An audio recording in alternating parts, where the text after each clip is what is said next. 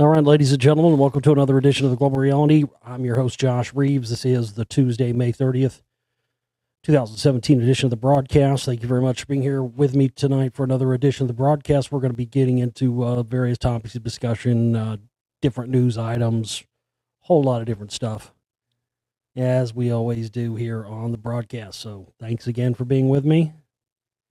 TheGlobalReality.com is where you can find all of my work. You can find all the documentary films, our download shop right there in the middle of the page. You can also find links and stuff on how to support our work everywhere here on the read more section of the video. And also be sure to add us if you use the social media, Facebook. I'm not on Twitter or any of that other horseshit, just Facebook. But if you are on Facebook, be sure to go and add one of our two pages. Well, we have more than that. We've got the Global Reality Radio Network page. That's the main page. Then we have the Josh Reeves, filmmaker, talk show host, explorer page. We also have one for Let There Be Rocks as well. Lost Secrets of Ancient America. There's a page for that too. But those don't really get posted to all that much. The main ones are the Global Reality Radio Network page and the Josh Reeves, filmmaker, talk show host, explorer page. Go over there and add us. That's where we... when I'm not on air, stuff that up to the minute stuff that comes out, fundraising updates to, prize giveaways, all that different kind of stuff. That's where we post it at. So go and add us over there. Lots of different stuff to get in here to tonight. I want to mention something.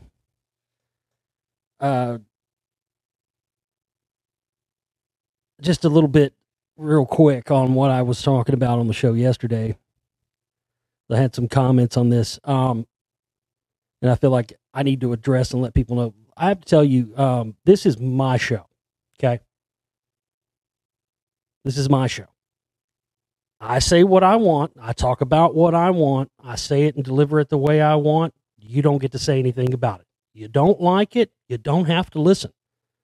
The problem is, you've got these people who want me to change myself and be a different way for them because they still want the information. You see what I'm saying? That's on you. The whole thing with, look, if you don't like me, take your ass somewhere else. The bottom line is people know they get info here. They don't get anywhere else. So after a while, see, I've been doing this so long, I've experienced this stuff a million times over. And it's the same old shit. It happens over and over and over again. It's like cycles, never-ending cycles. It's like being caught in a fucking Groundhog Day. Literally.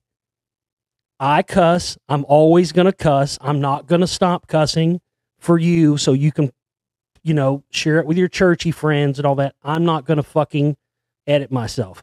Fuck you. Big F, little U, little C, little K. Fuck you. That's what I have to say. That's my response and my answer for people that tell me not to cuss. It always has been from the very beginning. I do my show the way I do my show. I'm not going to edit myself, and I'm real. And I'm certainly not going to not express myself about things that I need to. If I need to express myself about bullshit from listeners and bullshit behavior in general, I'm going to do it. If I need to express myself about how much effort and work goes into what I do, I'm going to do it. Okay? If you want to express your opinion, you go start your own show. But that shit doesn't fly with me. It never has. If you try to dictate to me how you think I should do my show, I'm not gonna fucking do it. Again, you don't like it, go somewhere else. Problem is, it's the same thing with all these people who, thousands and thousands of listeners. Every show we get past few shows, 1,200 listeners in the first day or two. And yet our support and contributions and donations still sits at zero. So again, there are people out there, they want the information. Again, that's why we're about to take this thing not free anymore. Because I think that my work deserves to be heard by people who really appreciate what it is I do and want the information because they're on their own path trying to figure this stuff out too. Those are the people that I'm here for. The rest of you that just want to sit around and not do anything and and just talk shit and not do anything productive. Again, this stuff never comes from people who actually have big success doing something. I have no problem with that. If somebody who's had big success with a radio show or something or a website, and they've had big success doing it, and they see stuff that they could help me with, and they want to make suggestions, man, I'm all for that. But I never get that. I always only get criticism and hit tips from people, I'm sorry if you fall into this category, it's just the truth, who don't do jack shit themselves. Who are not doing a radio show, who are not making documentary films, who are not doing research. But they're always the ones that want to think they need to tell me what I need to change and what I need to do.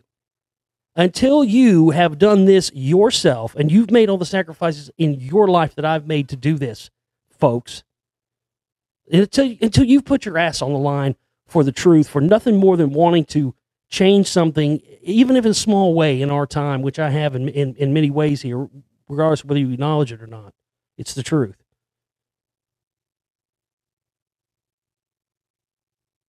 And then I have to take criticism from people who don't do anything. If you're out there doing stuff on a bigger level than I am, and you had proven success, you could, hey man, I'd be willing to listen to your criticisms and your critiques all day long. But when you're just sitting over there, well, I don't like because you talk about you say that this, that, and the other. You get these stupid emails or whatever. Well. I'm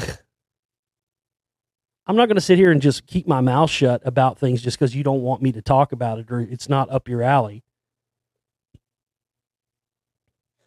It's just ridiculous. And that's the bottom line. That's the bottom line. You get these people, because what they want your info. And then they start going attacking you personally whenever, that's the problem. But I'm not going to sit up here and do a sterile, clean. The other problem is that's the other problem. People are so programmed and so conditioned by, the way that mainstream media presents itself, and people are so used to, $5,000 suits and slick, clean production that when you try to deliver something to them that's real, they reject it. Some people, not all people, but some people reject it and turn on it because it's just the antithesis of what they've been programmed with. So, I'm not going to get up here and do a clean, phony. I've done that, man. I did that and I was miserable when I did it, and I swore I'd never do it again. But that's the difference between me and these other fucking corporate whores who are only there to sell advertising time to sponsors. That's their only job, man. Their job is to sit there and sell products and ensure that they keep money coming in for whatever conglomerate they work with. And at some point, whether it doesn't matter what your standards are or what your, it doesn't matter. At some point, you are going to have to make decisions for what you present based on whether or not it's going to please advertisers. And I refuse to do that. I was put in that position. I was really starting to climb, but look, it's one thing if I would have, if I'm getting money from sponsors or something, okay. But at the point when this was happening to me, I wasn't even getting any money from sponsors. I was barely surviving, yet I was having to adhere. Oh, don't talk about this subject. Don't bring this up. You might make the sponsors mad, even though it was based in nothing. The sponsors never ever indicated that, oh, if you talk about certain subjects, we're going to get mad. But that's just the assumption of greedy people, who want that money from coming in from those advertisers every month. And if it happens at the expense of you talking about whatever you want to talk about, so be it, as long as they get their dollars. So that's why when I started this network, when I started my own show and my own platform in 2009, I swore I'd never do that. Because it eventually it becomes not about the information anymore. It becomes about selling the products and the advertising. And that's why what I've tried to create here and what people have never been able to, and it's not their fault because new people come in and they don't know what I talked about in 2009 when I fucking started this thing, but sometimes I have to go back and refresh things. And that makes people mad, but I constantly have to do that because we get new people in all the time. They don't know how it works here. We're 100% publicly funded. This is our 10th year of broadcasting. This is not paid and funded by the Rockefeller Foundation, the Ford Foundation, and the Carnegie Foundation for the Arts and all this bullshit. Our very existence relies every month on the listeners and the people out there who want to be a part of something that's real instead of, some Alex Jones money bomb. I mean, he doesn't give a fuck about people. He doesn't give a fuck about.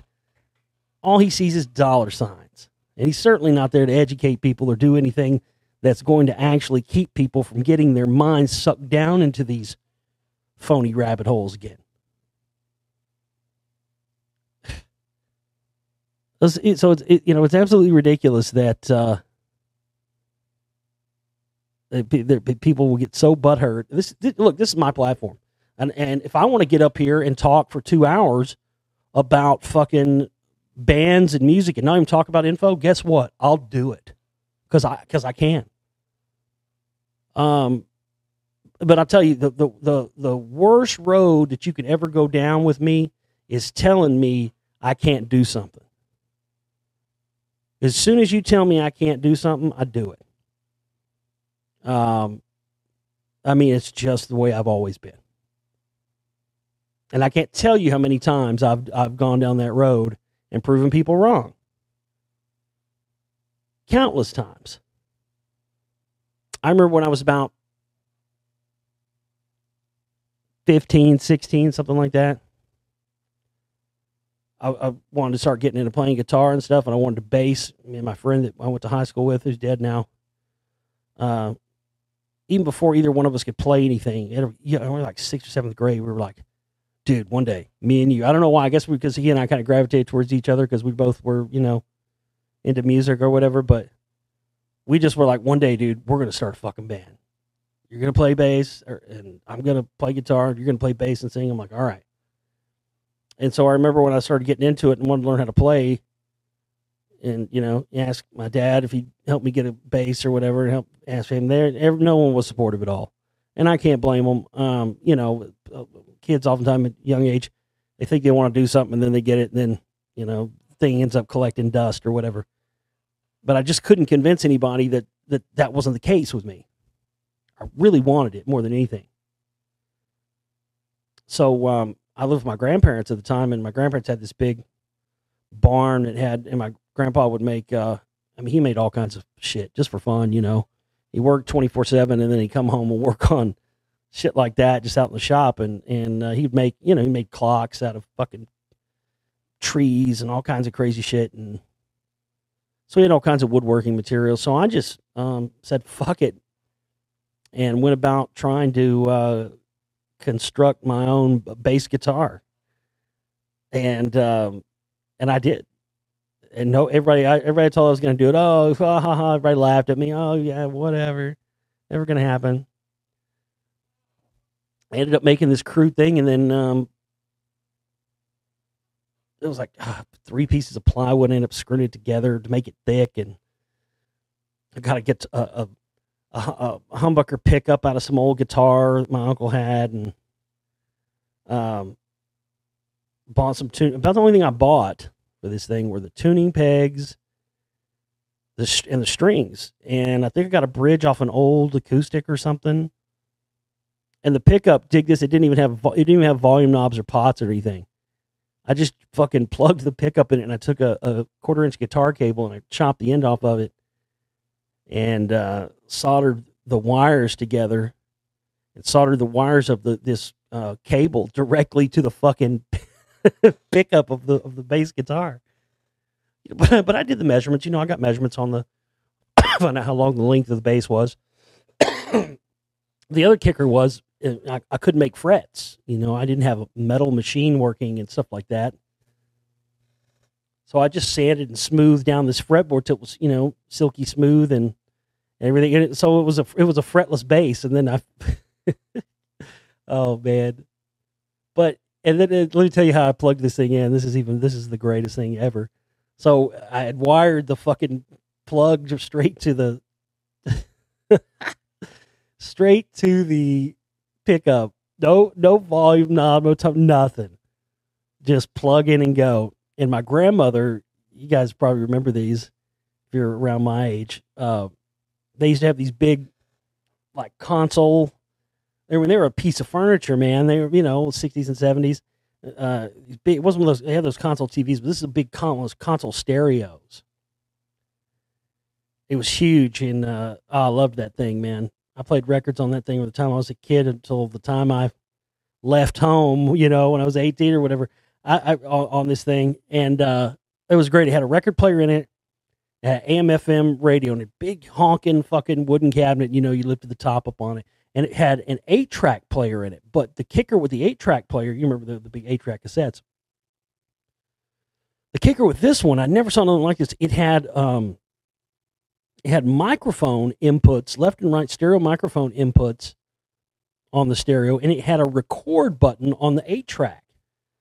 So I was able to find these old blank 8-tracks at a flea market for like $2, and I would put them in the stereo and plug my fucking homemade bass with the cable straight off the humbucker into this old fucking cabinet stereo. And sometimes I'd put a record on and put Black Sabbath or something on and fucking play along with it, and that's how I taught myself. But I could sit there, and it was an amp. I used this fucking old stereo. It was huge. It had it had speakers, like it had woofers and tweeters in it. It was this big honking monstrosity. So it was like, it was like a fucking stereo amp because it had stereo speakers to it. It was rad. And I remember my dad came to pick me up one weekend, and I showed him this thing. And he couldn't even believe it. He just could not even, he just couldn't even believe it. It was crude and whatnot. But I literally built this thing, and I taught myself how to fucking play bass on it. And yeah, you can bet your bottom dollar that Christmas, about 4 or 5 months later, yeah, you can guess what was under the tree for me that year. Oh yeah, my dad went out and bought me a nice black Fender bass and a little small practice amp. Because I proved it to him. Once he saw that, he was like, "Okay, you're serious about this. You're actually playing this thing. Not only did you build your own, but you can actually play." So, yeah. After that, and that was kind of the start of it for me.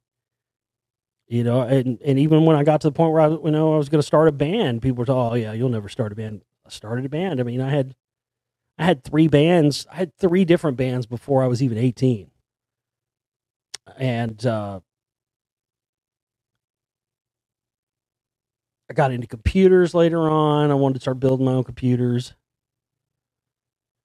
I couldn't afford a computer, so I was like, "Oh, fuck it, I'm going to build my own." And again, same thing. "Oh, you can't do that. It's too hard. This, that, this, that." And then fucking, what did I do? I built my first, it was when the Pentium 2 chips first came out. I'll never forget it.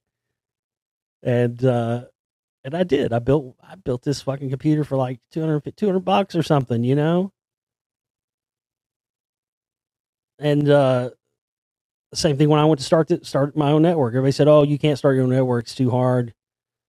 You have to do all the shotcast streaming, this, that, and the other. Oh, it's too hard. You can't do it." What did I do? I did it. There's many others. I won't give you every example, but that's it's happened time and again, man. Every time somebody tells me, "Oh yeah, you'll never be able to do that," and that's when I do it. So I don't, you're going down a losing road by trying to tell me, "Oh, don't cuss," or "Don't say the F word," or this, that, and the other. No, man. Never going to do it. Never going to not do it. Just need to put that out there. I understand. I get it. You get new people that come in. They don't know what your deal is, whatever. You have to go back and explain these things. I know what happens. But again, if you don't like it, the easy thing is to not listen. But when I say that to people, they still listen. Because again, they want the information. They just think that they have either the ability or the right or I don't know what it is. I don't know what goes through these people's minds, honestly. I can't imagine writing to somebody that I listen to or leaving a comment on their video and going, "Yeah, I love your stuff. Really like you. Like it a lot. Hey, could you not say the word whatever or whatever it may be? Could you not say this?" I just can't imagine asking somebody to change themselves, to fit into. I mean, that, dude, you're losing that's beyond a losing battle with me. I am not a fucking conformist.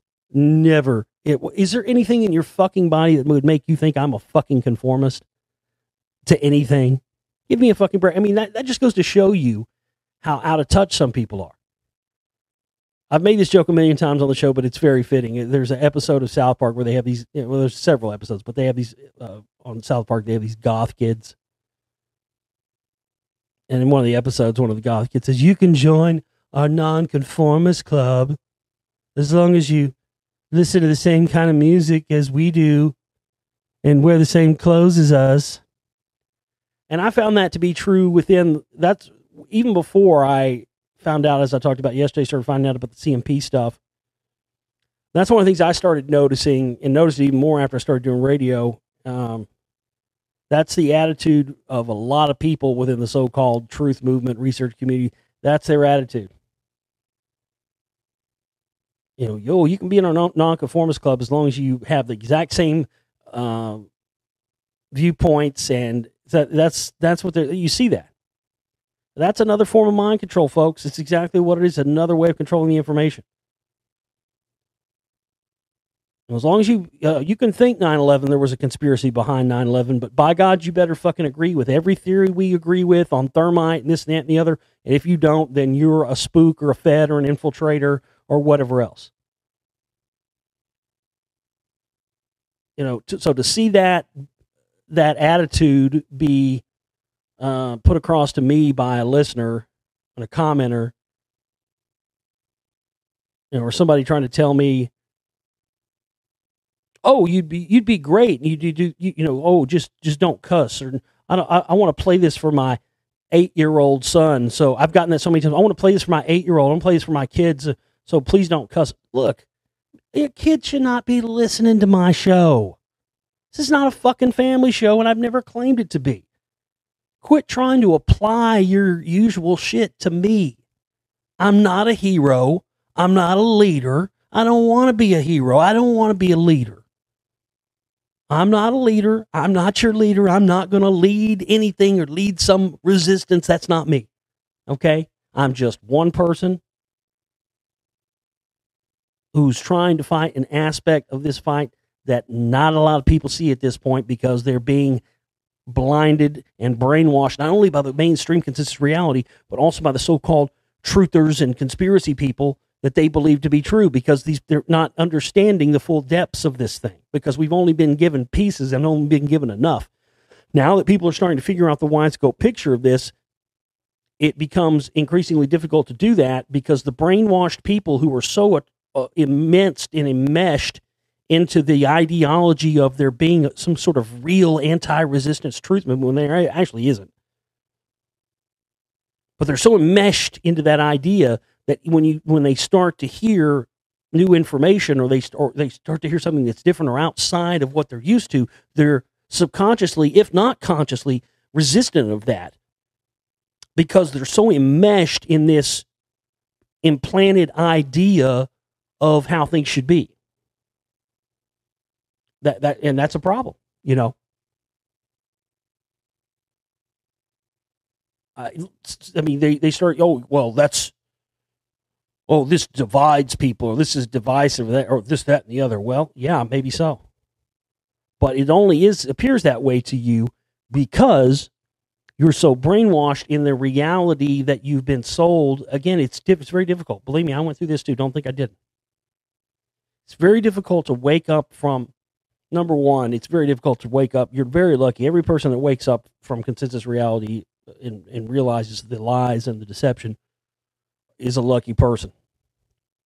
But unfortunately, as we now know, that next level that's waiting for you is also its own trap. But it's worse than the consensus reality, because it sells itself to you and makes you believe and put your faith in the fact that it's true and it's a real movement and these people are really, out for your well-being and really care about. No, it's another layer of the control grid. And this is why you see people like Alex Jones and others constantly trying to pull people back into that mainstream consensus reality.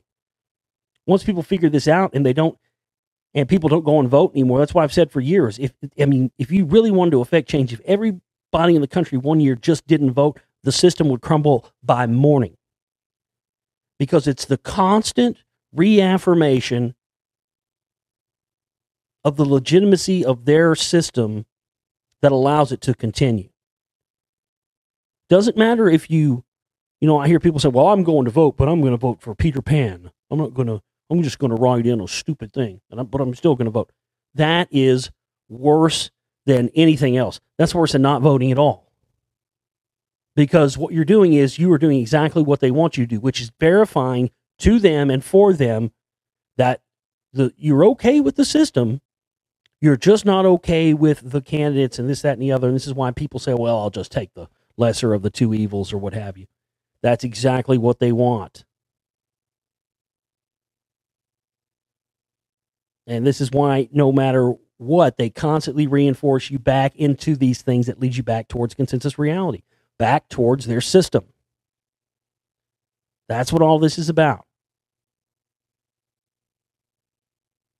So we've got to have more people like myself who are trying to educate people on the fact that there's this whole other level, the whole Scientology end of this that's been controlling. The CIA and Scientology has been controlling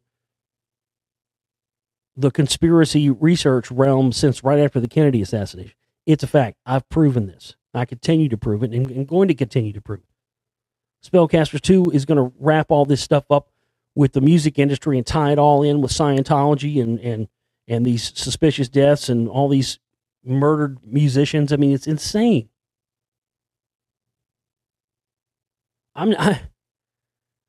It's going to be crazy to see. I mean, I'm naming two major people in major stars of the music world as cold-blooded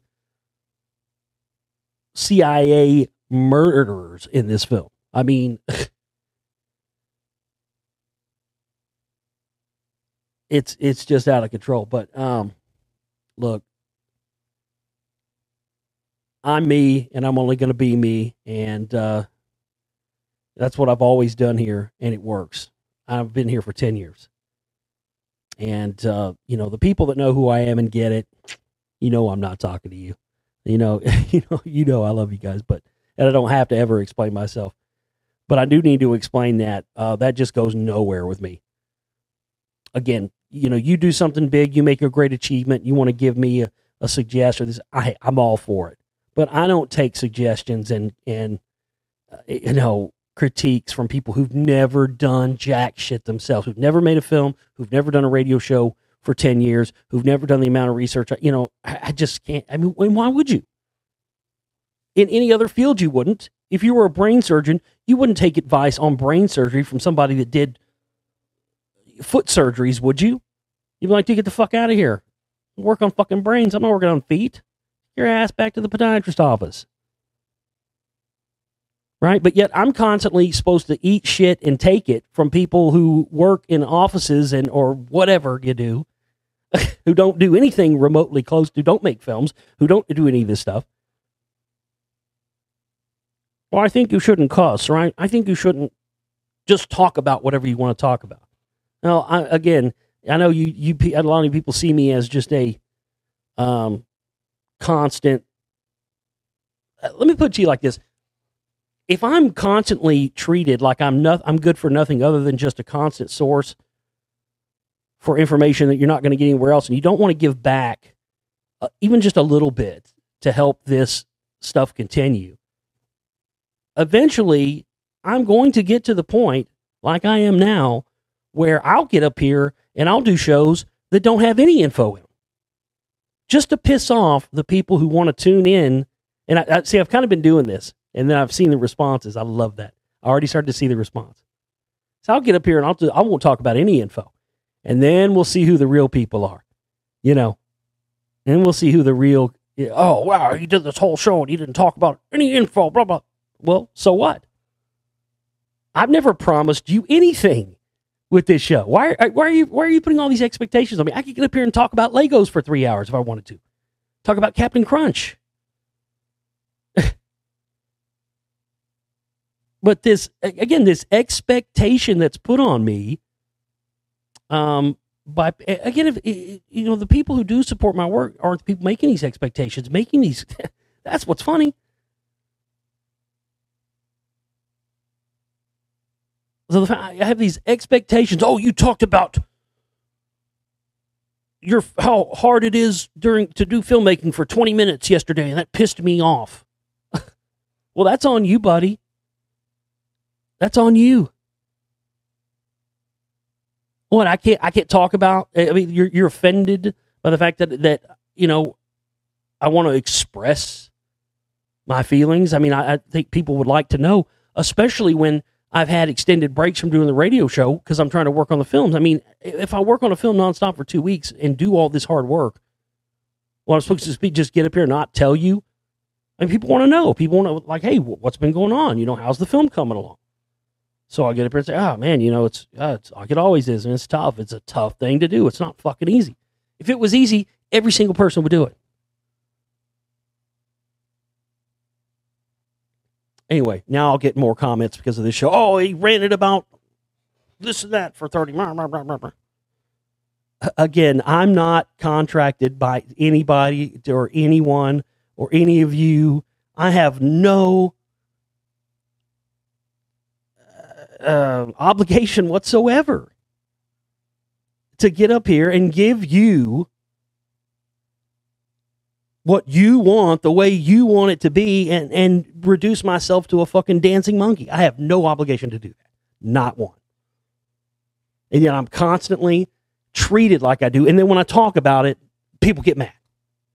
So here's let me boil it down for you. This is what people want. They want me to shut the fuck up and never express myself or how I feel about anything. They want me to get up here and deliver nonstop, constant, 100% rapid fire information nonstop. They want me to never ask people to help us fund our films or our work or keep our operating costs paid every month. They want me to just get up here and be basically a sterilized information machine that pumps out information emotionlessly and for free, constantly, 7 days a week, without ever complaining, without ever asking for support to do it, and without asking anybody out there to help the cause. That is, I'm telling you, I've gotten probably 300 emails that basically sum it all up like that's what people want from me.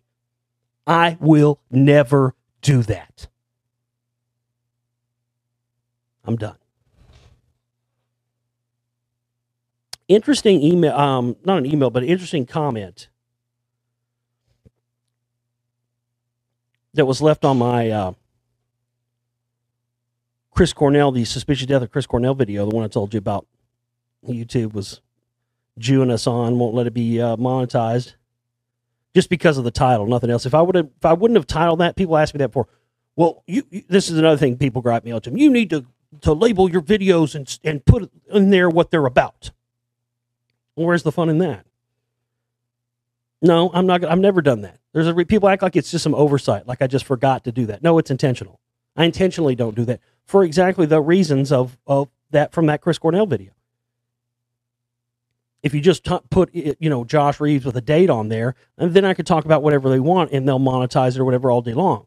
As soon as I put a title on there, the suspicious death of Chris Cornell, then YouTube sees that and flags it as, oh, this video is not appropriate for advertising. So again, that proves my point yet again. I didn't want to do that. I almost didn't do that with the video, but I decided to do it anyway. And of course, I was right yet again. But here's an interesting comment. It says, hey, Josh, I heard this story firsthand over 5 years ago, probably more like 7, from a very reliable source, so you're getting it secondhand from me. You might look into confirmation and specifics if this interests you. I was never into the band Soundgarden, so it was just interesting at the time, but I didn't save any details of the conversation, can't verify names. But when Bill Cooper died, 2 members of Soundgarden showed up for his funeral. They weren't formally notified or invited. I guess they just got word and wanted to be there. It was a total surprise. No previous association to Bill Cooper, I'm sure of this. And at the church service, Anthony J. Hilder set up a camera inside the church without any kind of permission to document the event. The thing is, he was actually feeding random people scripts. so to speak, telling them what to say about Bill Cooper for the sake of drama footage. That's just weird. Doyle, whoever that is, approached him and said something to the effect of, "What the fuck do you think you're doing?" One of the guys from Soundgarden spontaneously grabbed Hilder and physically threw his ass out of the church. This was the first I'd heard about Cornell from you right now. So it just brought this story to mind. Well, yeah. Here's the thing with Hilder. Hilder's another one of these fucking... Hilder is absolutely a CIA plant. I mean, I had a run-in with him. I told the story about the incident I had with David Icke when I interviewed him, and I feel like I had my energy drained the whole time. So after that, I got really into studying, those kind of techniques and NLP, neuro-linguistic programming, because that goes back to MK Ultra and stuff too. So I think it was about a year or so, maybe a year, maybe 8, 9 months, I can't remember, after the interview I did with David Icke, and I interviewed Anthony J. Hilder on my show, and that show is still out there. And I discuss Hilder, actually, and discuss some of the info pertaining to him in my film, The Secret Right, Volume 2. And right out of the gates when I had Hilder on, I mean right out of the gates, the dude, and he started using NLP, neuro-linguistic programming, in the way that his cadence, his speech, that's what they do. It's a form of hypnosis, is what it is. They use these NLP techniques and they phrase words in such a way that they have a mind-controlling effect. And the network I was on at the time had a chat room connected to the show, so I could sit there and, see people chatting when we're talking. And, I mean, not only myself, but everybody in the chat room was like, "Oh, my God, are you hearing this guy? I mean, he's using neuro-linguistic programming all over the place." And during the show, somebody called in. This was totally, people for a long time, "Oh, you staged that, didn't you? You had that guy call in and firebomb him, didn't you?" No, actually, no, I didn't. And I had firebombed about a year before that. I had firebombed Paul Craig Roberts on a radio show. And, oh man, it was beautiful. I wish I had a recording of that still. It was so beautiful.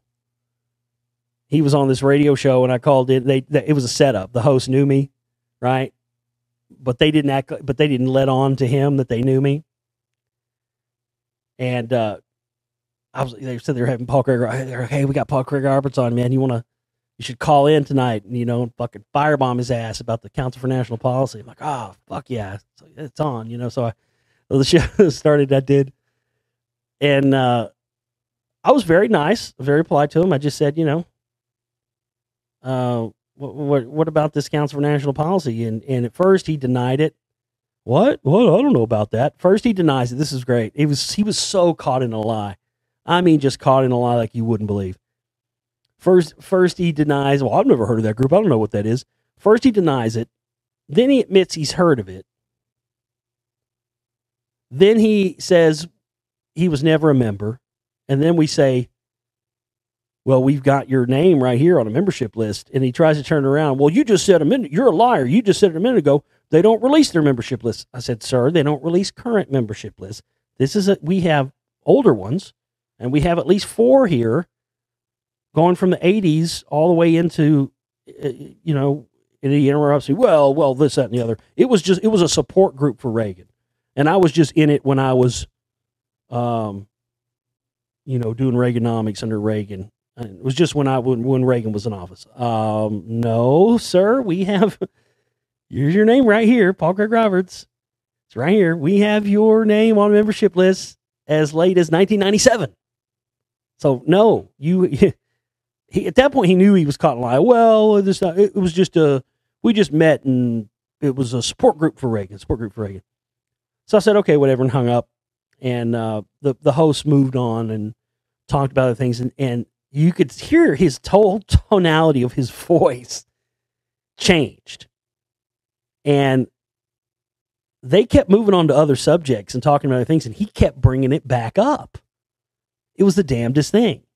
He would not let it go. It fucking totally derailed him. And he at one point asked the host, he said, "Listen, let me ask y'all a question. Y'all don't think I'm a bad guy now, do you? Because I was in this Council for National Policy. Oh, you were in it now. Okay, because a minute ago you weren't in it, and I was a liar. And then, yeah, you were in it, but it was a support group for Reagan, but only in the 80s. And then I said, no, you remember as late as 1997. Now you admit that, but now you're wondering, oh, I don't think I'm a bad guy, dude. He was like, it shook him to the core. He kept bringing it up and bringing it up all the way to the end of the show. So I kind of had, people had heard about that. So when I had Anthony J. Hilder on, I think a lot of people thought that I had, was setting him up that way or something, but I didn't at all. It was totally unexpected. And really at that point, this is like 2008, I think, 2008, 2009, something like that. At that point, I didn't know much about, I was just trying to interview, back then when I first started, I was just trying to interview, because I didn't know about all this stuff, who controlled all this stuff then. I was really just trying to interview all the people who, who were sort of pioneers of that type of research, or the old timers and stuff. I wanted to interview as many of people that were kind of established names at that point. The one that I wish I had a recording of the most was the one I did with Eustace Mullins. That was such an amazing show. That was it really was. There's no copies of that anywhere anymore. God, that was such a fantastic interview. And once I got him wound up, it took him a little while to get warmed up. He was in a nursing home at the time. But once I got him warmed up, man, he was off to the races. And so I was just trying to interview all these old timers and stuff. It wasn't about anything else back then. It wasn't about trying to expose these people or anything. But I had I saw a video once where Alex Jones was with Anthony J. Hilder, and Alex called Anthony J. Hilder his mentor. And then I heard another, I think it was an Anthony J. Hilder video or interview or something one time where he said, yeah, he didn't go into specifics, but he said something about Alex Jones basically being his protege.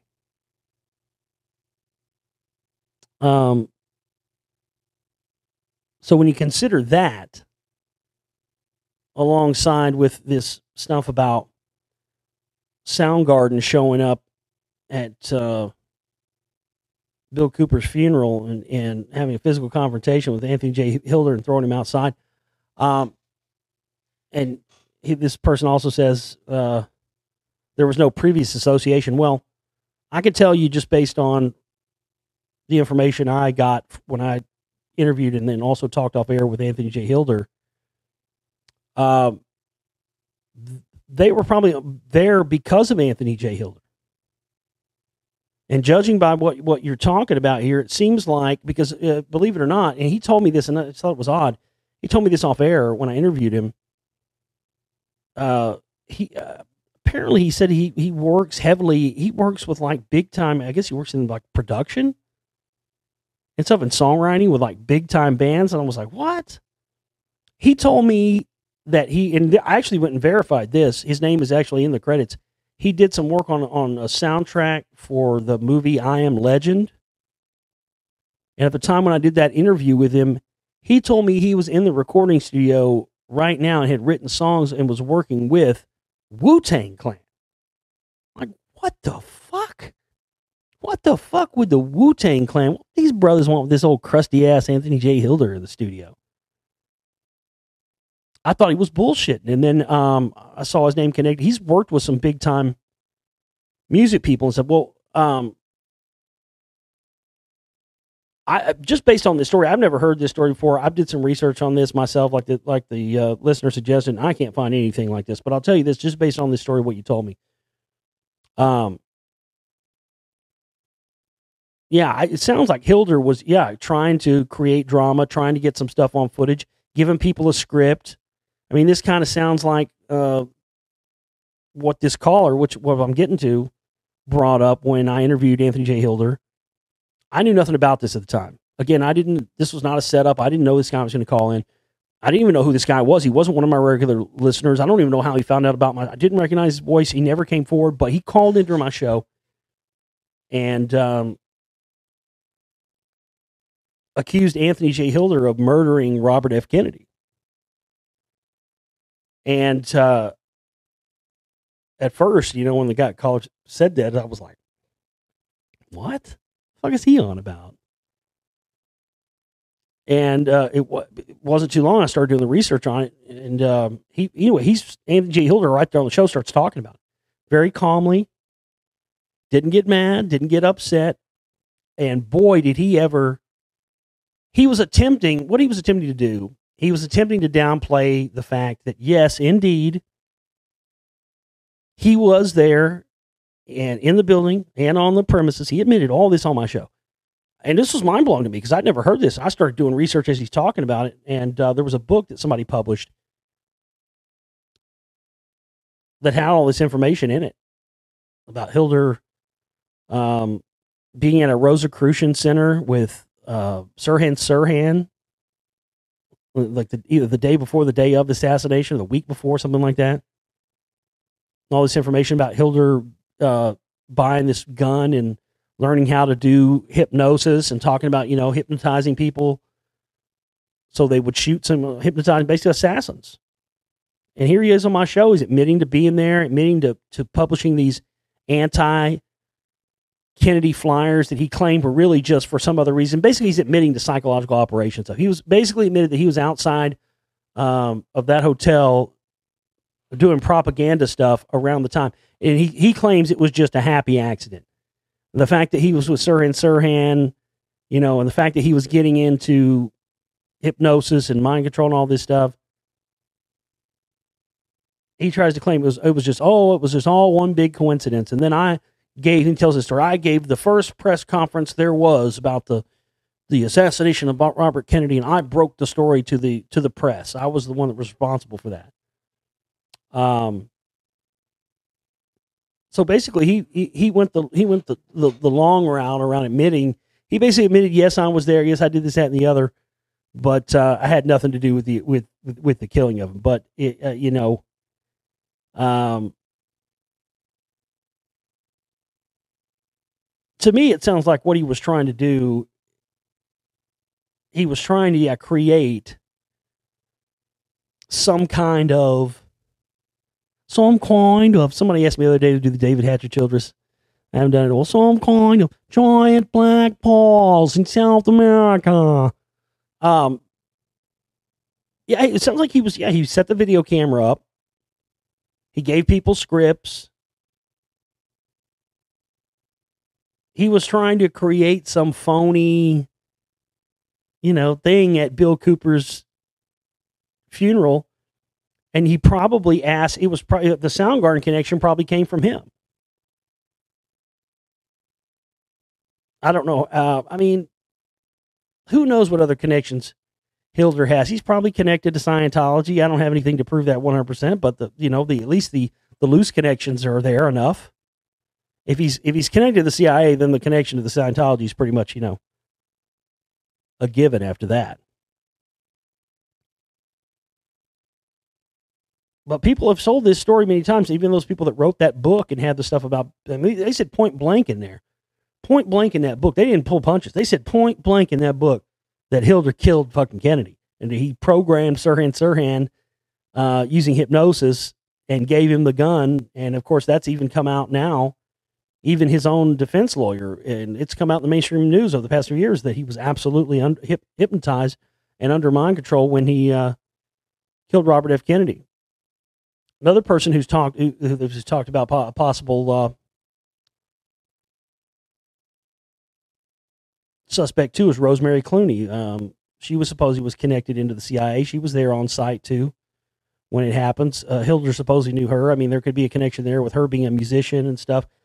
You know, a lot of these guys. Again, this is kind of like what I'm talking about, what I'm covering here in Spellcasters too. You know, it's amazing how these worlds overlap, and there's a huge overlap of the military-industrial complex, the CIA, and black ops and special ops, mercenaries, killers.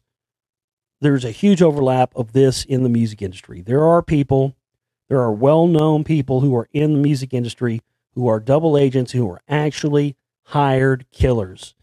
And just like there are actors, it's a perfect front.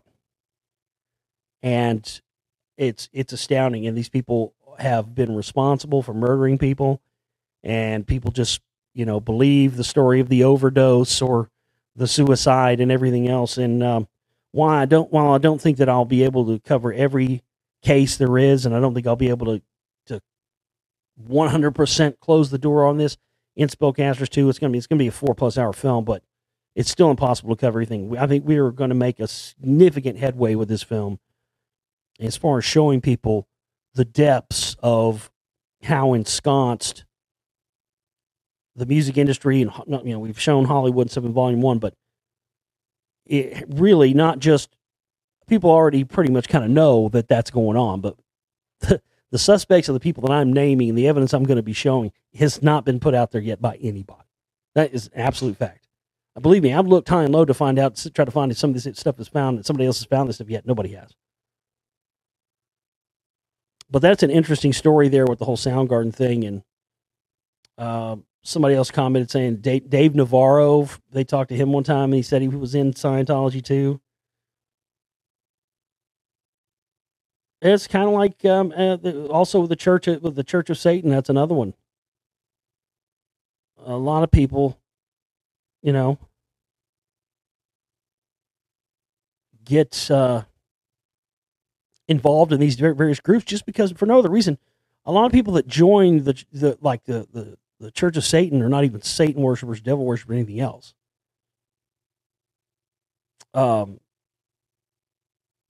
Back, it was just like 2009, back when right before I started my own show, my own network here in 2009.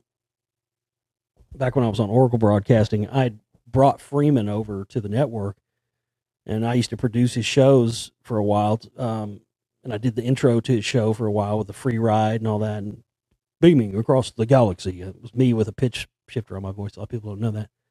And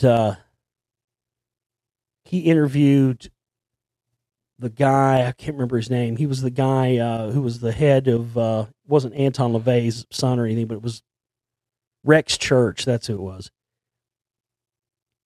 He had interviewed him, and so I got to talk to him off air before the show and stuff, and he was telling me, he was like,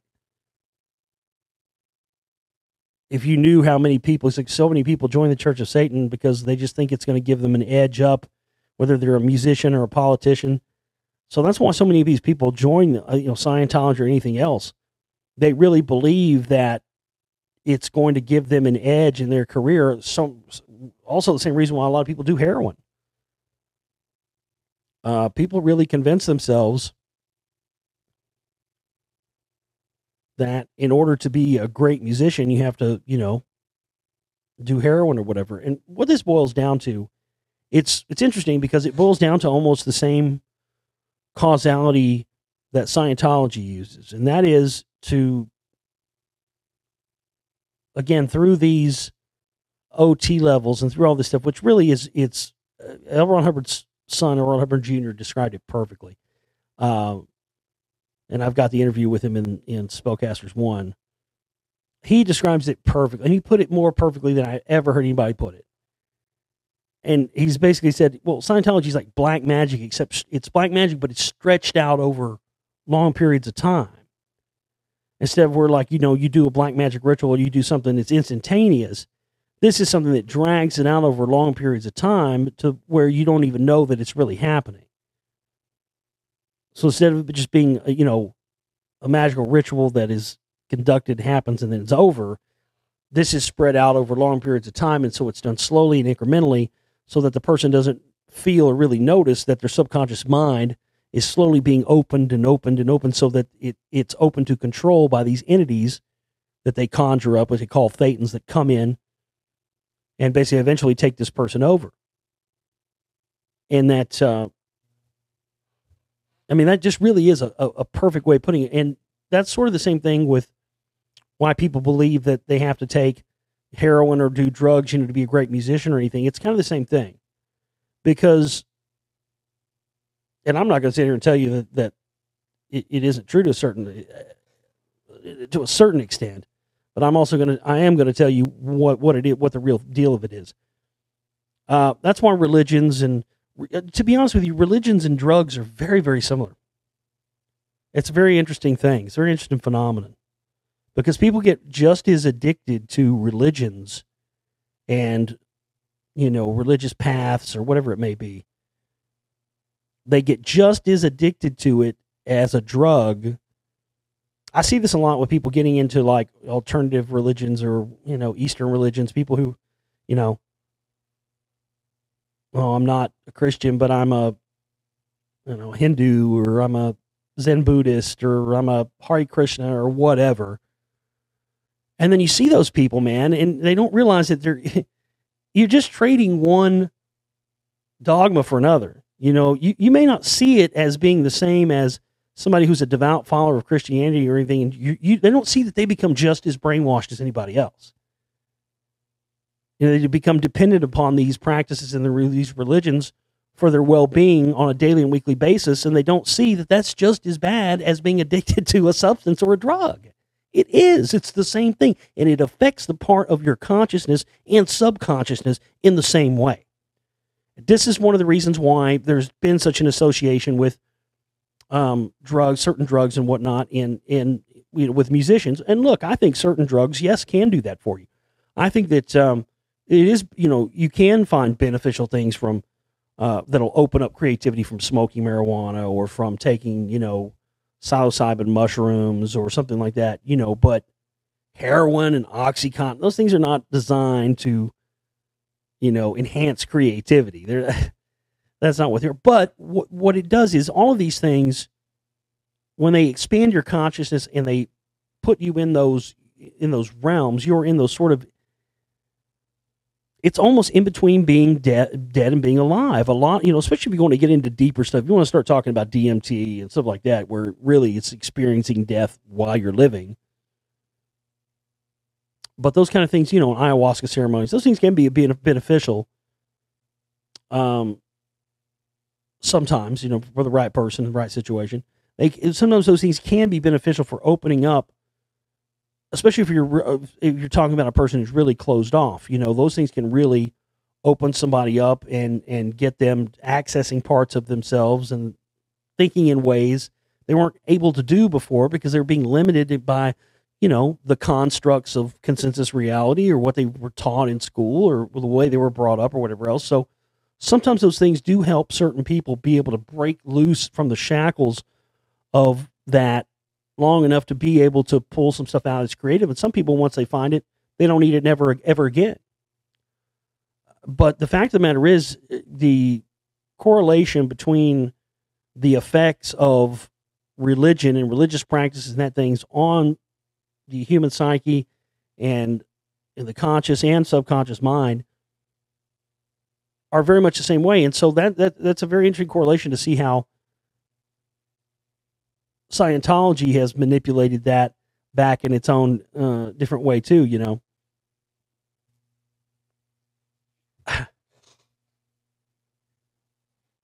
So yeah, I don't think that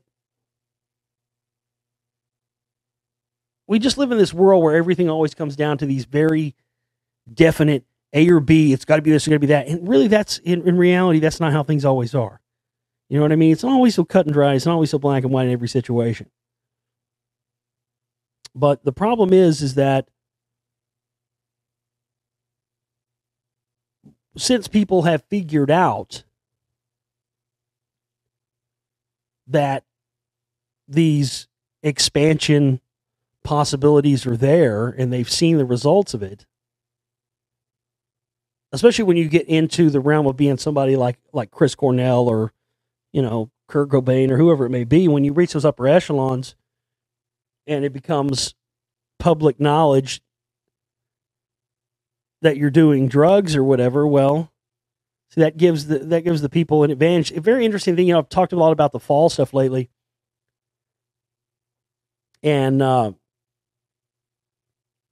there's a piece of footage with Paul McCartney very shortly after he was replaced.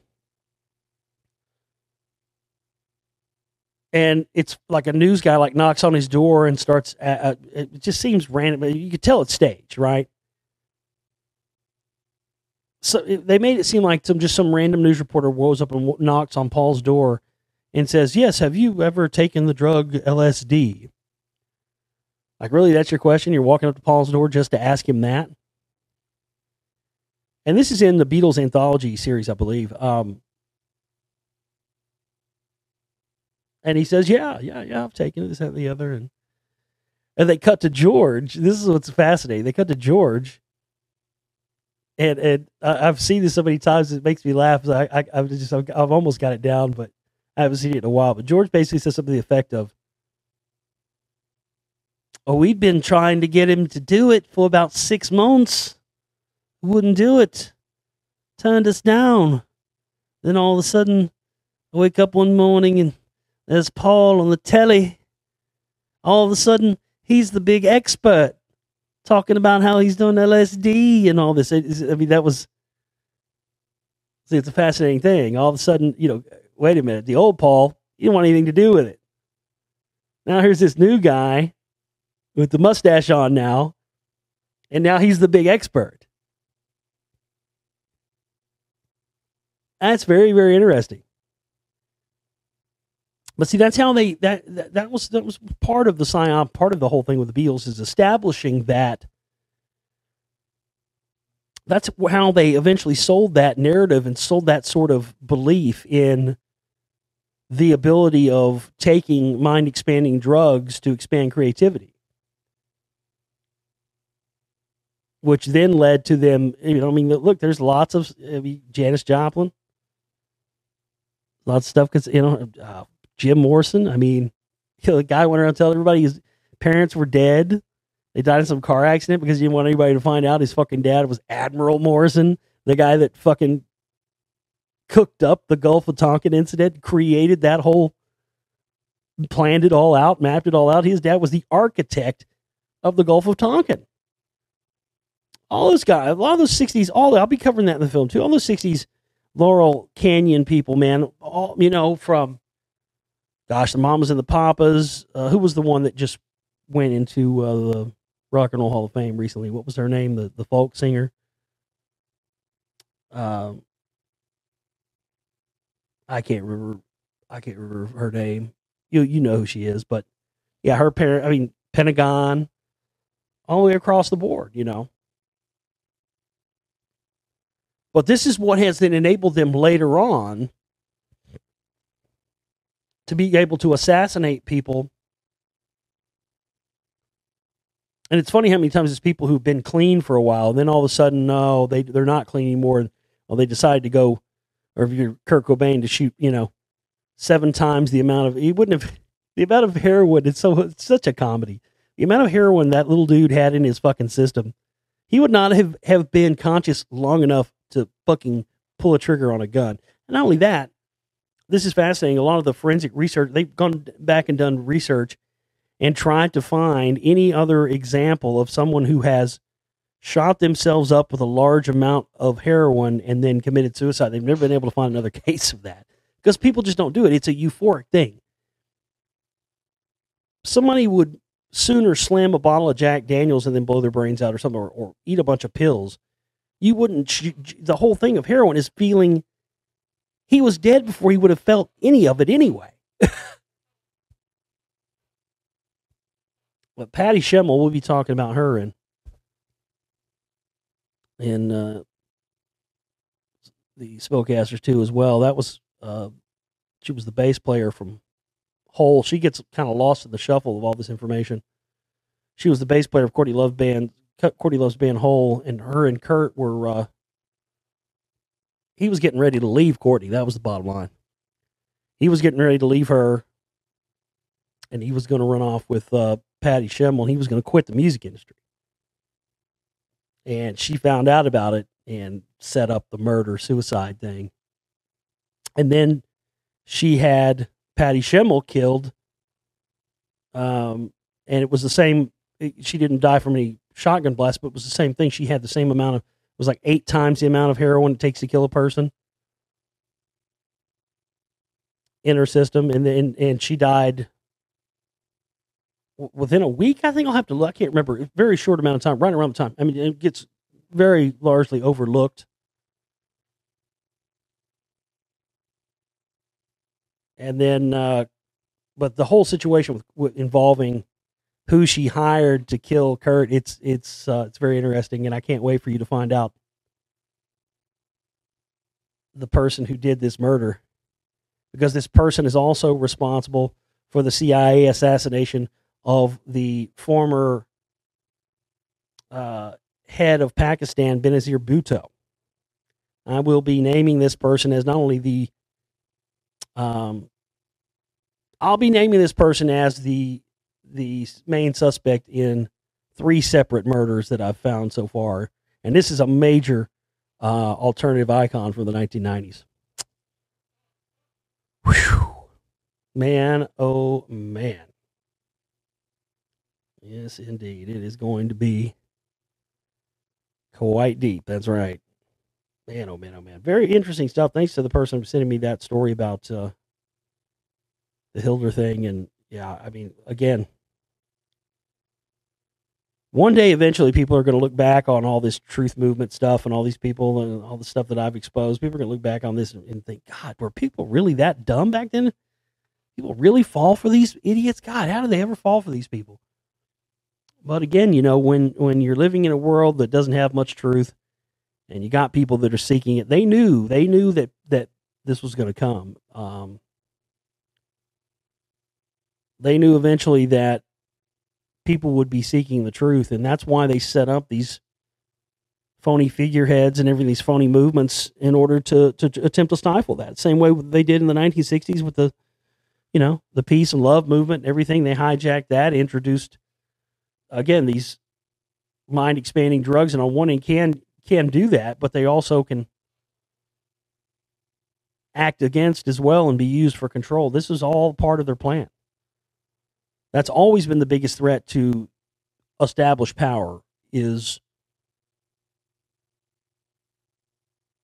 movements and ideologies and things that start up from the grassroots by the people are the biggest threat to power. And this is why they constantly co-opt, infiltrate any of these things that start up. You know, I've seen it happen. I started to see this happen first in the music industry. I really did. You know, I saw all that stuff happening in sort of the, you know, it was more like the punk rock scene. And as the 80s music into the 90s started dying out and wasn't selling as much, record labels started going around and signing up little bands because they'd had some success with bands like Jane's Addiction and the Pixies, which are really the 2 bands that started in the 80s that kicked off what became grunge and alternative rock and everything else. They were the 2 biggest ones. But they started going around and signing essentially what were just little small punk rock bands. And they sort of, you know, again, created these terminologies, grunge and alternative and all this stuff. But really, it was just stuff that was already been going on for years. But it was a way to co-opt that stuff, because when I mean, that was one of the main reasons why they offed Kurt Cobain. He had huge sway and influence and was not conforming towards, you know, what those kind of people. I mean, he could have become a dangerous force had they not eliminated him, but not in a dangerous way for you and I, but for the power establishment, because, you know, just being against the establishment and that whole thing, the power that it wields. And they saw this coming and happening, of course, with the truth and information movement, because it's always the biggest threat. And that's one of the, to me, it's the most important and most sacred thing about what I do here, and the fact that I don't sell out to advertisers or any of that shit. What we have here is an honest to goodness grassroots effort to expose evil, to expose liars, and to expose the real truth that's being held from us by these people who are claiming to be the truthers, telling us the real honest reality of this stuff. And I can't be bought. That's the thing. They can't buy me out. You don't want to know what my fuck you number is. These motherfuckers ain't got enough money to pay me off. My fuck you number's way up there. You want to buy me off, you ain't got enough money. Because I don't want money. I don't want the truth. I only want what I need to do this work. That's all I expect out of this. And, we have trouble and difficulty every month, even getting that. But what we have here is so unique and special because it is a true grassroots movement. It is something that is truly a threat to the powers that be and to the power structure. Because you had, for years, all these people, even Alex Jones, claimed to be, oh, I'm not left or right, blah, blah, bullshit. He would say that point blank to his audience and meanwhile bring on all right wingers. And that's the thing is, man, you don't want to know how you can make a lot of money if you're a figurehead and a talking head and this stuff. You pick a side. There is no money and no anything that comes out. If you, like, for instance, if I decide I want to be a right winger, go all in on that, or be a left winger, go in all on that, I could do a lot better for myself because they do not like to give attention to people who won't pick a side. And once you realize there's no ability to pick a side because both sides are controlled by the same people, then you have crossed the Rubicon of being able to unravel the whole control system. And that's what they're afraid of. That's what they're afraid of. They want people who are easy to marginalize. And if you are left wing or right wing, you are easily marginalized. And that's what's so unique, and that's what's so special about what we do here with my work. And that's why it warrants you to contribute whatever you can to it. Because we are not here because of the left wing or the right wing. This is about exposing the truth, and you're not going to find it being on one of their fake, phony sides. Period. End of story.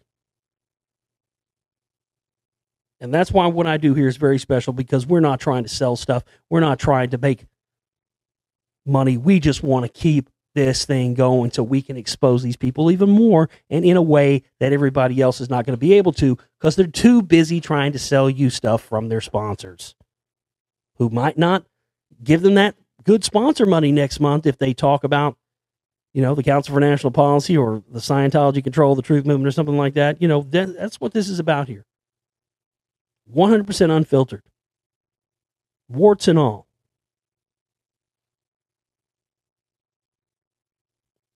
We're going to wrap it up there, and we'll see you back here tomorrow, folks. We've got to reach 100% of our operating cost goal by Thursday.